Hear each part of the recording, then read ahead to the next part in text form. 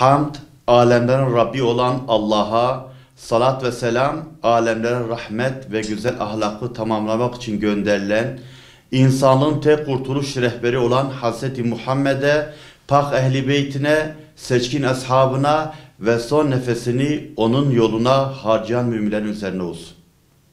Değerli Peygamber sevdalısı yarışmacı kardeşimiz, 14 Şubat Pazar günü yapmayı planladığımız ancak yoğun girişlerden dolayı yaşanan teknik arıza sebebiyle kısa bir süreliğine ertelemek durumda kaldığımız yarışmamızı Rabbimiz izin verirse her kategori için aşağıda belirlenen gün ve saat aralığında online olarak gerçekleştireceğiz.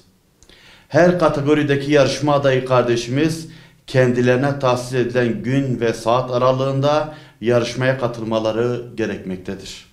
Yarışma sistemi her kategorinin sadece kendi gün ve saatinde açık olacaktır.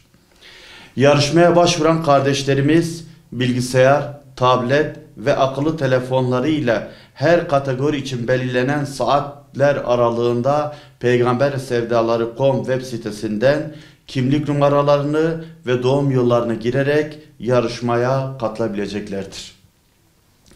Yarışma başlamadan önce yarışma sürecinde dikkat edilmesi gereken önemli hususlar hakkında ekranda gerekli bilgilendirme yapılacaktır. Adayların bu bilgilendirmeleri özenle okumalarını tavsiye ediyoruz. Yarışma gün ve saatlerimiz.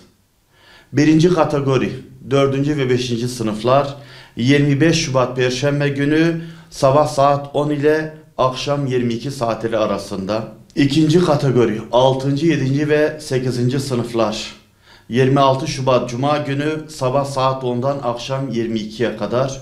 3. kategori liseler 27 Şubat Cumartesi günü sabah saat 10 ile akşam 22 saatleri arasında. 4. kategori yetişkinler 28 Şubat Pazar günü sabah saat 10 ile akşam 22 saatleri arası.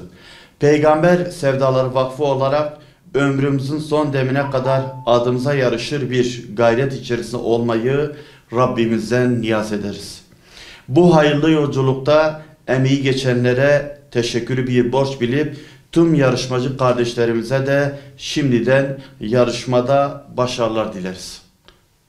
Peygamber Sevdaları Vakfı Yarışma Komisyonu.